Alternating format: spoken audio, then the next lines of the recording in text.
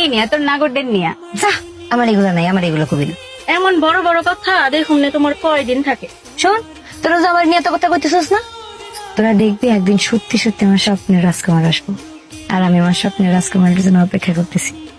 এই যে জমিদারের নাতনি, পাড়া বেড়ানি শেষ হয়েছে, এখন আসেন রান্নাঘরে একটু সাহায্য করেন। আমি একা মানুষ, এতগুলো মানুষে হাড়ি ঠেলতে পারবো না। এতজন মানুষ কই পাইলা? বাড়িতে তো মাত্র 3 জন, তুমি, আমি আর আব্বা। জি না, শহর থেকে মেহমান আইতেছে, তোর আব্বার বন্ধু তার পোলা আইতেছে, কয়েকদিন থাকবে।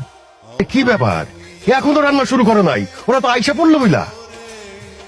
অন বাঁচতেছে, আইসা পড়ছে মনে হয়। আল্লাহ জায়গা পাইল না পুরো বাড়ি। আরে বন্ধু, কত বছর পরে তুই গ্রামে আসলি।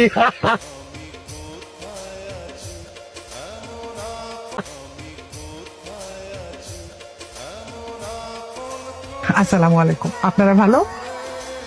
ভালো। আরে এরকম রোদে দাঁড় করে রাখবো নাকি? বাবা চলো ভিতরে গিয়ে হাত মুখ ধুয়ে নিবা, তারপরে খাওয়া দাওয়া করবো। চলো। শরবত নেন।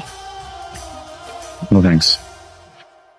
আরে কি চাচারে দে। হ্যাঁ, আচ্ছা ঠিক আছে ঠিক আছে। আব্বা খাবার কেমন হয়েছে? ভালো হয়েছে তো, মজা হয়েছে। আব্বা কি সবকিছু কত সুন্দর, তাই না? সরি। জানেন যে আমার বিয়ে করবো, এগুলো সব তা হইল। এখানে কি করতেছ?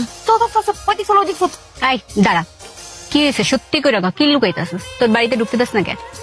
রে, সব কথা কি ঘুরিয়া কইতে হইব? খারা, আমি আইতেছি। বেশি কথা কস।